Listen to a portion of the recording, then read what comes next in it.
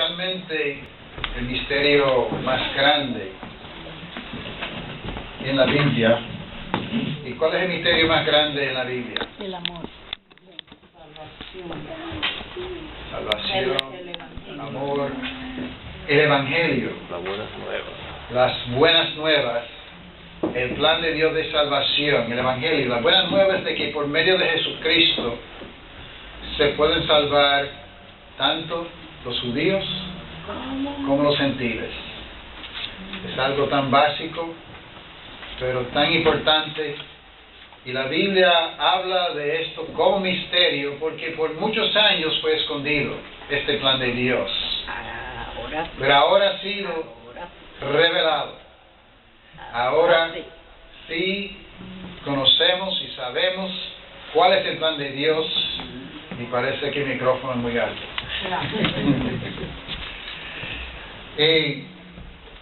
Hay otra palabra que tiene que ver con el Evangelio. Parece ser un tema diferente, pero tenemos que hablar de esta palabra porque se habla de...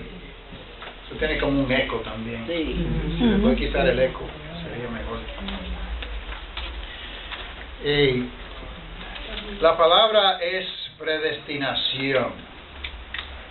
¿Qué tiene que ver la predestinación con el Evangelio? ¿Qué tiene que ver con el misterio más grande del mundo? Es que si en verdad entendemos el misterio, ya entendemos la predestinación. ¿Qué quiere decir predestinación? Hecho antes. Es algo predeterminado. O sea, de antemano uno decide hacer algo. Y en verdad el misterio más grande es que Dios tenía preparado de antemano, antes de la fundación del mundo, una salvación para nosotros los seres humanos. Y eso es precisamente lo que predestinó. Eso es lo que Él determinó de antemano. Ahora, hay confusión en el mundo religioso acerca de la predestinación, porque algunos creen que la predestinación quiere decir que Dios escogió a Juan para salvarse y a Juana para perderse, y a fulano para salvarse y mengano para perderse, y que Dios de antemano fue escogiendo quién se iba a salvar y quién se iba a perder. Pero no hay nada en la vida que pueda ser más lejos de la verdad. Dios no ha predeterminado quién se va a salvar y quién no, quién se va a perder como individuos, individualmente, sino que sí ha predeterminado quiénes se van a salvar basado en el plan de salvación. De antemano, Él decidió cómo salvar a la gente, pero parte de ese plan es el libre albedrío. Parte del plan de Dios es que las personas pueden escoger ser parte o no del plan. Eso es parte del plan. Y si es parte del plan, ¿quién soy yo para pelear contra Dios? Vamos a Romanos capítulo 9. En Romanos capítulo 9, que Pablo habla de que él en verdad quiere que sus hermanos judíos se salven. Y tiene ese dolor continuo en su corazón, según versículo 2. Y él dice en versículo 3 que él quisiera hasta perderse para salvar a los judíos. Y en este contexto, comenzando en versículo 6, dice: no que la palabra de Dios haya fallado, porque no todos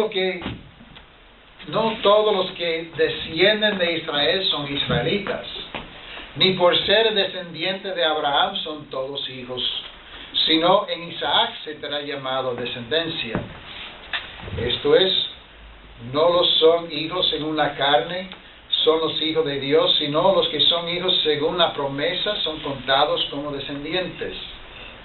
Porque la palabra de la promesa es esta: por este tiempo vendré y Sara tendrá un hijo.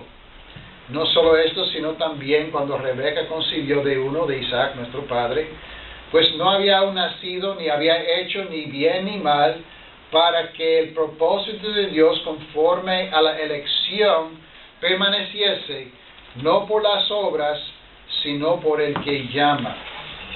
Y le dijo: el mayor servirá al menor, como está escrito: a Jacob amé, mas a Esaú aborrecí. Lo que está estableciendo aquí en este capítulo es que Dios hace lo que Él quiere hacer. Dios predetermina lo que Él quiere hacer. Y sí, en el caso de Jacob y Esaú, Dios sí escogió a uno antes de que naciera, y a otro no lo escogió antes que naciera. Pero ¿por qué escogió a Jacob y no a Esaú? Porque Él hace lo que Él quiere hacer. Él hace y tiene un plan. Ahora, hay personas que toman eso, ¿te fijas? Si escogió a Jacob y no a Esaú, pues antes de tu nacer Dios te escoge y no escoge a otro. Pues eso no es lo que está diciendo este pasaje. Está diciendo, si Dios quiere, Él puede hacer eso. Dios, ¿qué no puede hacer Dios? Él puede hacer lo que Él quiere. Si Dios quiere salvar a la gente, ¿verdad? Así porque sí, lo hace. Pero la pregunta no es si Dios puede hacerlo. Tenemos que preguntarlo, ¿qué es lo que Dios ha determinado hacer? Y si entendemos esto, entendemos este gran misterio de Dios. ¿Iba a decir algo? No, yo estaba pensando en Moisés. Él no fue escogido. Moisés fue escogido. Dios escoge a los que quiere escoger. Pero la pregunta es si Dios escoge a todo el mundo. Hace lo que quiere. Vamos a ver. ¿Qué pues diremos? 14. ¿Que hay injusticia en Dios? En ninguna manera. Pues a Moisés dice: tendré misericordia del que yo tenga misericordia, me compadeceré del que yo me compadezca. Ahora, en el contexto de Romanos, ¿cuál es el problema? El problema en Romanos es que hay judíos que creen que se van a salvar por ser judíos, por ser escogidos por Dios. Y Pablo está enseñando que la salvación es también para los gentiles. El misterio revelado es que también los gentiles se pueden salvar. Hay judíos que no quieren aceptar esa realidad. Y Pablo está estableciendo, Dios hace lo que Él quiere hacer. Primeramente establece que Dios hace lo que Él quiere. Ahora vamos a preguntar, ¿pero qué es lo que Dios quiere? Porque son dos preguntas diferentes. El hecho de que Dios puede destruir el mundo ahora mismo, no quiere decir que lo va a hacer. Él puede destruir el mundo ahora mismo. Sí. Pero no lo hizo. Mira, el mundo está aquí todavía. Dios puede salvar a una persona aunque sea mala. Sí. Si Él quiere. Puede hacer perder a una persona justa si Él quiere. Sí. Pero la pregunta no es lo que Dios puede hacer. Después de establecer que Dios puede hacer lo que Él quiere hacer, tenemos que preguntar, ¿pero qué es lo que Dios quiere hacer? Y ahí es donde se revela el misterio. Entonces seguimos. 16. Así que no depende del que quiere, ni el que corre, sino que Dios que tiene misericordia. O sea, Dios tiene misericordia sobre quién. Sobre a Él le dé la gana tener misericordia. ¿Y quién eres tú para pelear con Dios? Pero ahora tenemos que preguntar, ¿pero quién es sobre quién Dios decidió tener misericordia? No es que a su antojo lo hace, como veremos, sino que Él tiene un plan de misericordia. ¿Y quién lo estableció? Dios. Vamos a seguir.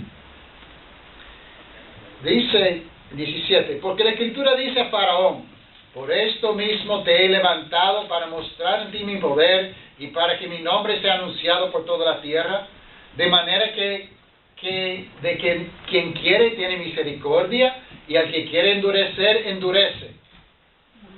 Dios, ¿qué hizo con Faraón? Según la Biblia, endureció su corazón.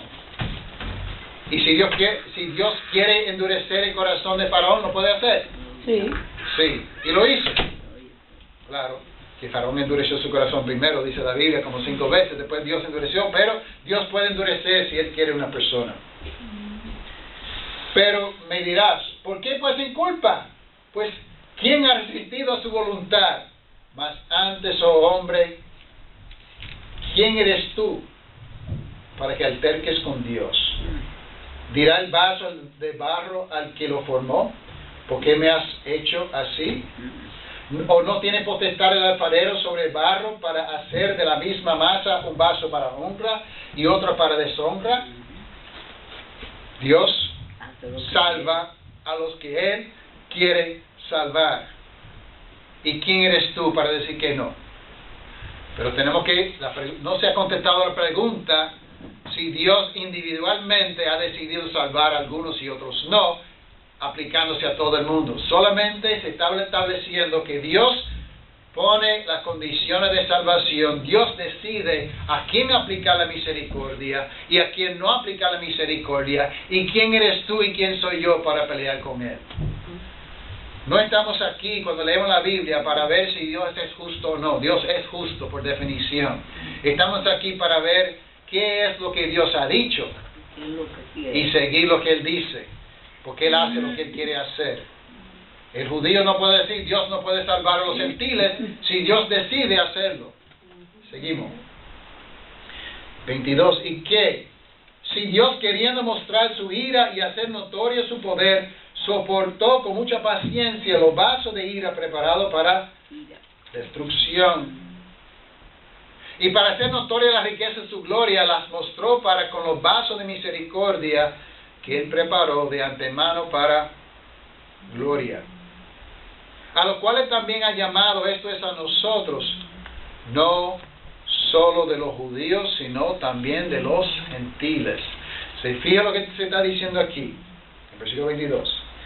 Dios, queriendo mostrar su ira y hacer notoria su poder, soportó con mucha paciencia los vasos de ira preparados para destrucción.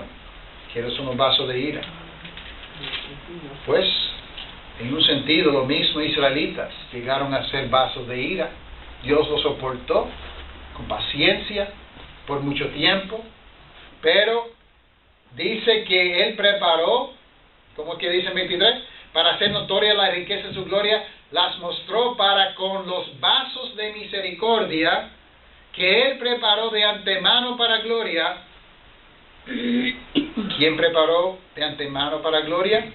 No, los vasos de misericordia. Los vasos de misericordia, no individualmente, sino como un grupo de vasos de misericordia, a los cuales también han llamado, esto es a nosotros, no solo de los judíos, sino también de los gentiles. Y lo que Él está diciendo en este pasaje no es que Dios escoge individualmente, como hizo con Jacob y Esaú. Él puede hacerlo, pero lo que se está diciendo es que Dios, que puede hacer lo que dé la gana, que puede mostrar misericordia que Él quiere, Él ha decidido mostrar misericordia tanto a los judíos como a los gentiles. Dice en 25, como también Oseas dice, llamaré pueblo mío al que no era mi pueblo, y a la no amada, amada. Mire el misterio revelado que hemos visto es que la salvación es no solamente para los judíos, sino para los gentiles, para todo el mundo. Y Dios había dicho de antemano que iba a llamar a un pueblo. ¿Y quién eres tú para pelear con Dios? Eso es lo que está diciendo.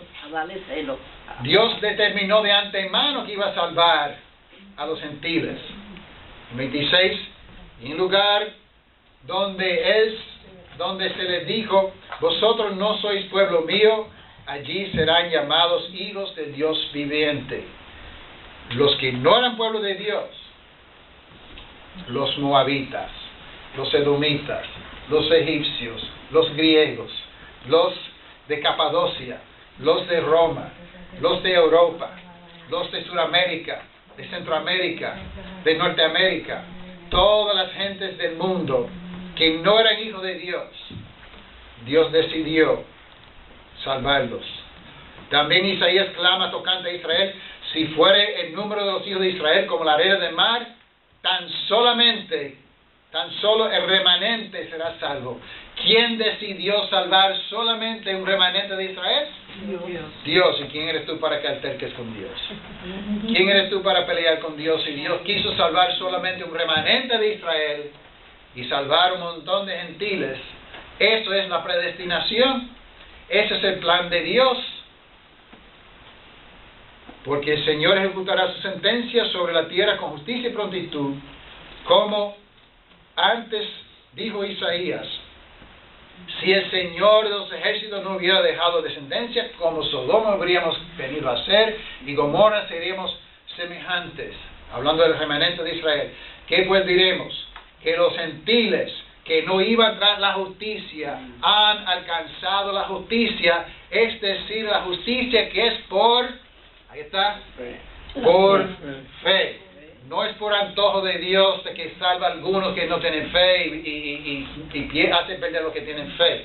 Dios mismo determinó que la salvación se iba a extender tanto a los gentiles como a los judíos, a todos los que tienen fe.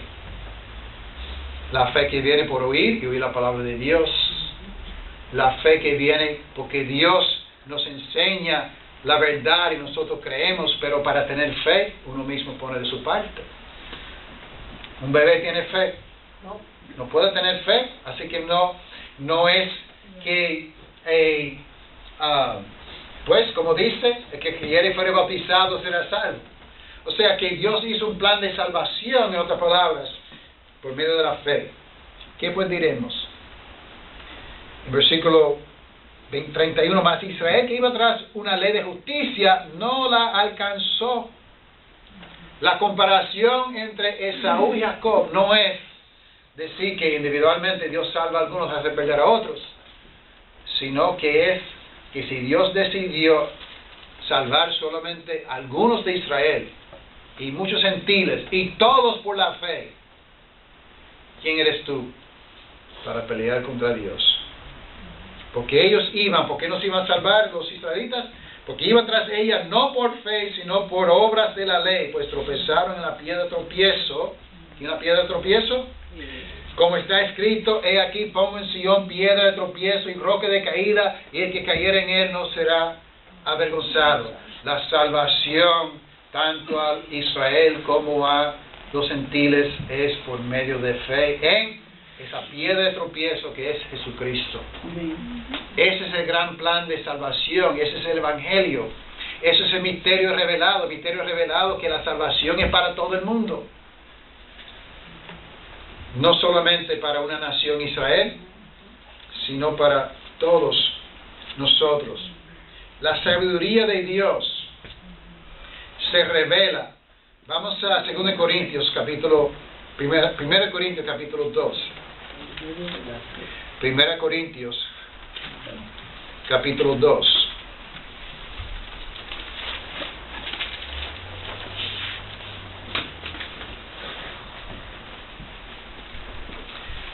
Así que, hermanos, versículo 1, 1 Corintios 2:1. Así que, hermanos, cuando fui a vosotros para anunciaros el testimonio de Dios, no fui con excelencia de palabras o de sabiduría, pues me puso no saber entre vosotros cosa alguna, sino a Jesucristo y a este crucificado. Y estuve entre vosotros con debilidad, mucho temor y temblor. Y ni mi palabra ni mi predicación fue con palabra persuasiva de humana sabiduría, sino con demostración de espíritu y de poder, para que vuestra fe no esté fundada en la sabiduría de los hombres, sino en el poder de Dios. Sin embargo, hablamos sabiduría entre los que han alcanzado madurez, y sabiduría no de este siglo, ni de los príncipes de este siglo que perecen, mas hablamos sabiduría de Dios en, ¿qué? Misterio. La sabiduría oculta, la cual Dios predestinó antes de los siglos para nuestra gloria, la que ninguno de los príncipes de este siglo conoció, porque si lo hubieran conocido nunca habrían crucificado al Señor de gloria. Antes bien, como está escrito, cosa que ojo no vio, ni oído oyó, ni han subido al corazón del hombre, son las que Dios ha preparado para los que le aman. Pero Dios nos las reveló a nosotros por el Espíritu, porque el Espíritu todo lo escudriña a lo profundo de Dios. Ese misterio, esa sabiduría oculta que Dios predestinó de antemano, es sencillamente el Evangelio, las buenas nuevas de que la salvación es para los judíos y para los gentiles. Ahora, si entendemos este misterio, nos da propósito en la vida. Todos los seres humanos tenemos unas necesidades básicas, unos anhelos, unos deseos. Saber de dónde venimos, hacia dónde vamos, por qué estamos aquí, cuál es el propósito en la vida. Nosotros buscamos propósito en todo. Cada vez que sale algo en la noticia, la primera pregunta que hacemos es ¿por qué? Esta noticia mala que salió el otro día, lo que pasó en Francia, la primera pregunta que todos nos hizo es ¿por qué? ¿Qué pasó? ¿Fue terrorismo? ¿Fue esto? ¿Fue otro? Buscamos un propósito, buscamos la razón. Siempre estamos buscando la razón por qué pasan las cosas en la vida. Y eso es bueno, porque el que no tiene propósito en la vida está perdido.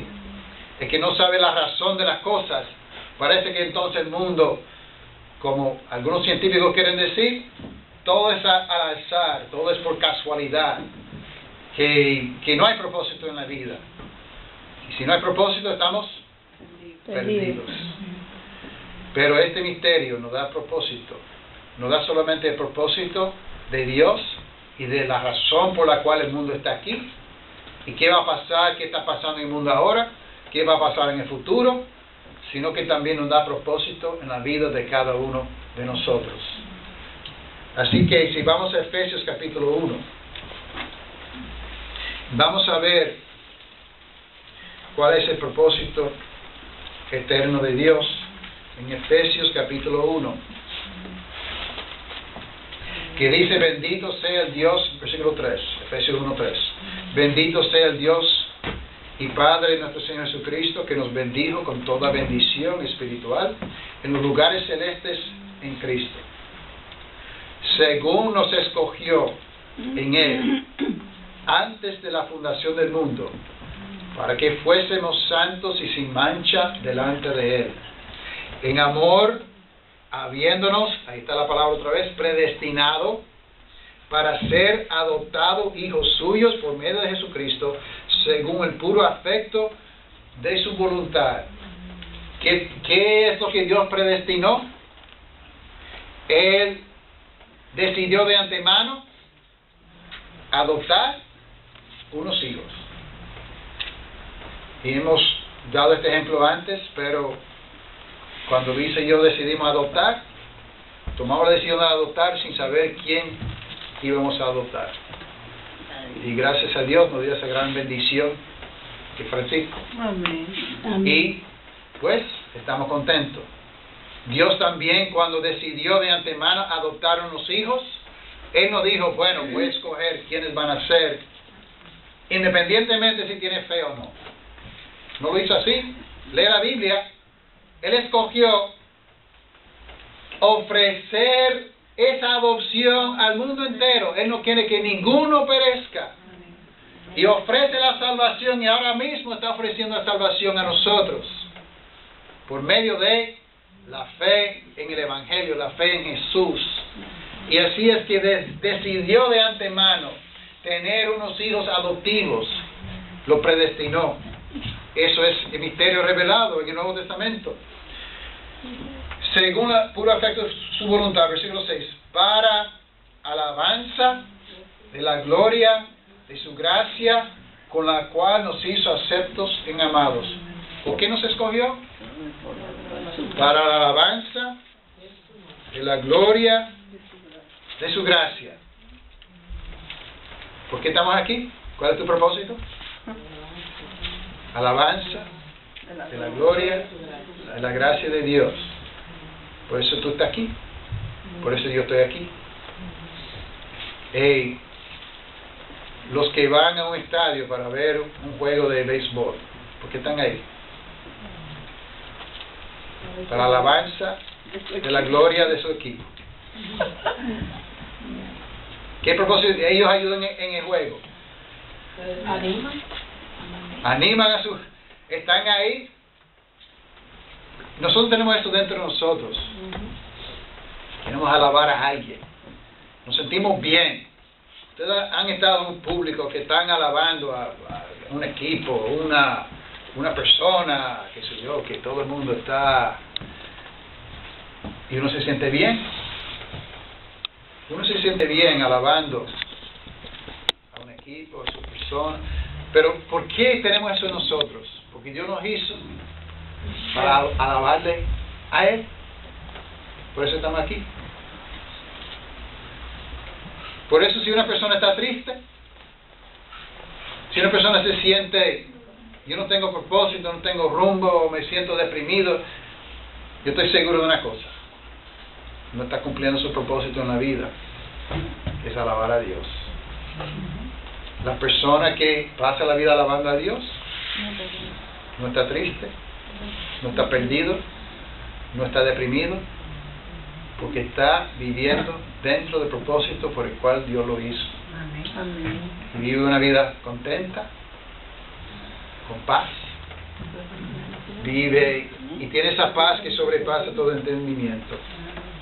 Nos hizo para que fuésemos santas y sin mancha delante de Él. En versículo 7, en quien tenemos redención por su sangre, el perdón del pecado según la riqueza de su gloria, su gracia. El plan de Dios desde antes de la fundación del mundo era salvarnos por medio de la sangre de Jesús, que hizo sobreabundar para con nosotros en toda sabiduría e inteligencia, dándonos a conocer ¿qué?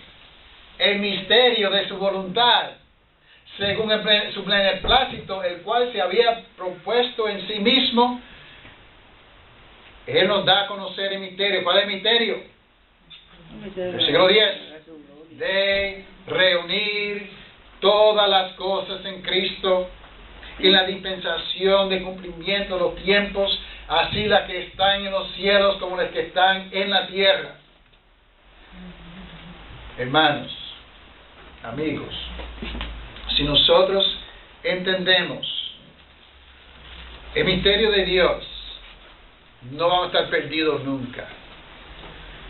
Porque si entendemos en verdad lo que dice aquí, ¿cuál es el propósito de Dios desde antes de la fundación del mundo? Reunir a todas las cosas en Cristo. Todo lo que tú haces, todo lo que yo hago, tenemos que preguntarnos: ¿esta actividad, este pensamiento, ayuda a propósito de reunir a todas las cosas en Cristo? O tiene otro propósito, ya sea egoísta. Lo que voy a hacer ahora, porque a mí me gusta hacerlo así, a mí no importa a nadie. No me importa Dios, no me importa mi hermano, pues ya tú estás fuera del plan de Dios, ya tu vida no tiene rumbo, ya no tiene propósito y ya estás perdido. Porque para estar en el propósito de Dios es entender el misterio de Dios, que antes de la fundación del mundo quería reunir a todas las cosas en Cristo. Eso quiere decir que todo aspecto de mi vida tiene que tener ese propósito. ¿De qué me ayuda comer a reunir a todas las cosas en Cristo? Pues tengo que comer porque tengo que estar vivo para ayudar a reunir a todas las cosas en Cristo. No es que como porque a mí me gusta comer. Como para vivir, para reunir a todas las cosas en Cristo. Quizás para compartir con un hermano que estoy comiendo con él, para reunir a todas las cosas en Cristo. ¿Por qué voy a trabajar? Porque trabaja que no coma, y tengo que trabajar para reunir a todas las cosas en Cristo. ¿Cierto o falso? ¿Sí? Porque tengo que hacer mi parte. Tengo que ayudar al necesitado. El que robaba, que no robe más, sino que trabaje para que tenga que compartir con quien padece necesidad. Así que estoy haciendo este trabajo para reunir a todas las cosas en Cristo. Y así es que debemos pensar si estamos dentro de la voluntad de Dios, si estamos sirviendo a Dios o si estamos sirviendo a nosotros mismos. Porque servir a nosotros mismos es perder el tiempo. Si yo me sirvo a mí, ¿qué va a pasar conmigo de aquí a 100 años? ¿Dónde voy a estar? No voy a estar aquí. Y si me sirvo a mí, estoy perdiendo el tiempo. Pero sirvo a Dios, ¿dónde voy a estar? Con Él, para siempre. Y seguir cumpliendo mi propósito por el cual Dios me puso en este planeta. Y es para la gloria de Él. En versículo 11. En Él asimismo tuvimos herencia, habiendo sido predestinado conforme a propósito de que hace todas las cosas según el designio de su voluntad. Se fija otra vez que Dios hace, ¿cómo? Las cosas como Él quiere. Y Él decidió y predestinó de antemano. Y conforme al propósito de que hace todas las cosas, nosotros tuvimos herencia. A fin. ¿Nos dio herencia para qué? A fin de que nosotros separarnos del mundo y de Dios para gozar de las bendiciones que nos da. No. ¿Por qué nos da la herencia? A fin de que seamos para alabanza de su gloria. Nosotros lo que primeramente esperábamos en Cristo. Si tu vida en verdad existe para la alabanza de la gloria de Dios. ¿Qué tú has hecho hoy? ¿Qué va a hacer esta tarde? ¿Qué va a hacer mañana para la alabanza de la gloria de Dios? Para vivir bajo ese plan de Dios que predestinó desde antes de la fundación del mundo, que fue un misterio, pero ya está revelado. En Él también vosotros, habiendo oído la palabra de verdad, ¿se fija? Esto no es por el antojo de Dios, esta predestinación es los que han oído la palabra, el evangelio de vuestra salvación, y habiendo ¿qué? Versículo 13, creído en Él, fuiste sellado con el espíritu de la promesa, que es las arras de nuestra herencia hasta la redención de la posesión adquirida para la alabanza de su gloria. De eso, hermanos, se trata toda la vida, ese propósito de la vida, que cuando mi vida tiene el mismo propósito que el propósito eterno de Dios, no fallo, no puedo fallar. Si estoy en el propósito de Dios, que decidió desde antes de la fundación del mundo hacer unos hijos adoptivos por medio de la sangre de Cristo, por los que han oído por la fe y le han seguido y se han bautizado y son parte de la familia de Dios para la alabanza de su gloria.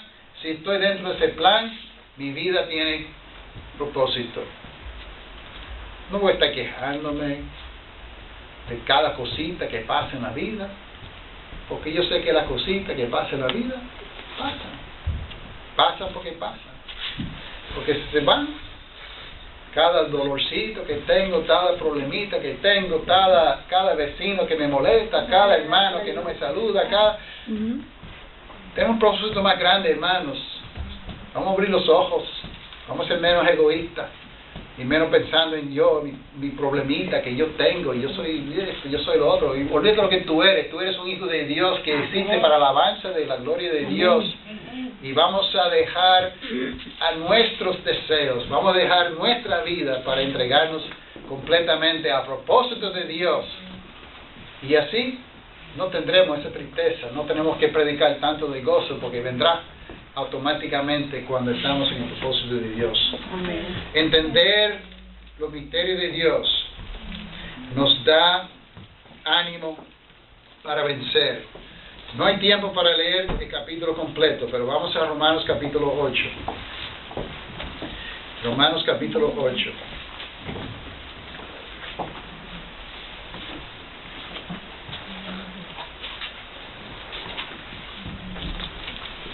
Y vamos a ver otra vez cómo es que este misterio de Dios revelado, este misterio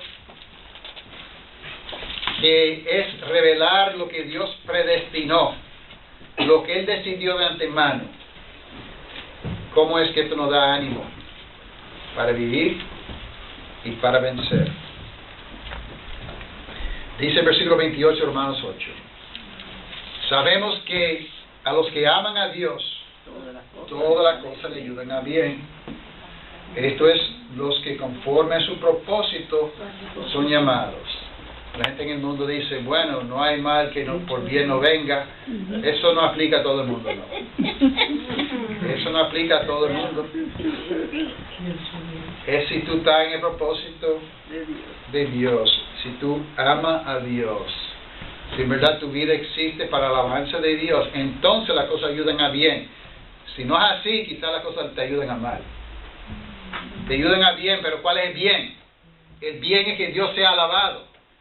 Y si Dios va a ser más alabado con mi muerte que con mi vida, que me maten. No te apago. Eso debe ser la actitud de cristiano. No es que ayuden a bien, para yo conseguir un mejor trabajo, para yo conseguir un mejor, no. Ayudan a bien, ¿para qué? Para el mismo propósito por el cual vivo. No es para mi propósito, no para mi comodidad, no para yo sentirme mejor, sino es con el propósito con el cual yo vivo. A los que antes conoció, también los predestinó para que fuesen hechos conforme a la imagen de su Hijo, para que Él sea el primogénito entre muchos hermanos. Dios quiere reunir a todas las cosas en Cristo. Él quiere que nosotros seamos como Cristo. A la medida que soy como Cristo, más contento estoy porque estoy dentro del propósito eterno de Dios. Dice, y a los que predestinó, a estos también llamó. Él predestinó a todos los que tienen fe, pero los llama. Y los que llamó, estos también justificó. A los que justificó, estos también glorificó. ¿Qué pues diremos a esto? Si Dios es por nosotros, ¿quién contra nosotros? Si estoy dentro de este plan sencillo de Dios, que es existir para la alabanza de su gloria, por medio de la fe en Cristo Jesús, existir para siempre con Dios solamente para alabar a Dios para siempre. Y si estoy con Dios, ¿quién contra nosotros? Nadie. El que no escatimó ni a su propio Hijo, sino que lo entregó por todos nosotros, ¿cómo no nos dará también con Él todas las cosas? ¿Quién acusará a los escogidos de Dios? Si tú estás en los propósitos de Dios, ¿a qué te importa lo que te dicen la gente? ¿A qué te importa? Tú eres esto. Entra en un oído, sale por el otro. Sí, somos los escogidos de Dios. Habla lo que tú quieres hablar. Dime lo que tú quieres decir. Aunque sea hermano, sea quien sea, no importa. Dios es el que justifica. ¿Quién es el que condenará? Cristo es el que murió, más aún Él también resucitó. Él que además está a la diestra de Dios, el que también intercede por nosotros. ¿Quién nos separará del amor de Cristo? ¿Por qué es tan difícil separarnos del amor de Cristo? Porque esto es el plan eterno de Dios, hermanos. Esto es el gran misterio. No hay nada más importante en todo el mundo. Desde antes de la fundación de Dios, del mundo, Dios decidió tener los hijos adoptivos. Por eso hizo el mundo, por eso puso a Adán y Eva aquí. Y por eso ha permitido pasar todo lo que ha pasado, porque Él quiere rescatar y tener y reunir a todas las cosas en Cristo y tener un pueblo escogido para alabarse de su gloria, como está escrito. Por causa de ti somos muertos todo el tiempo. Somos contados como ovejas del matadero. Antes en todas estas cosas, si entendemos el misterio y nuestra vida está dentro del plan de Dios, si hemos sido hijos adoptivos de Dios, en todas las cosas, no somos vencedores, somos más que vencedores. El cristiano no es una persona derrotada, con esa cara larga de que todo el mundo está contra mí, yo soy víctima de esto, soy víctima de aquello, soy víctima del otro. El cristiano no es víctima de nada, ni de nadie. Somos más que vencedores. Digan lo que digan, hagan lo que hagan. Si estoy en el plan de Dios, soy hijo adoptivo de Dios. Más que vencedores por medio de aquel que nos amó. Por lo cual estoy seguro que ni la muerte, ni la vida, ni ángeles, ni principados, ni potestades, ni lo presente, ni lo porvenir, ni lo alto, ni lo profundo, ni ninguna otra cosa creada nos podrá separar del amor de Dios, que es en Cristo Jesús, Señor nuestro. Señor.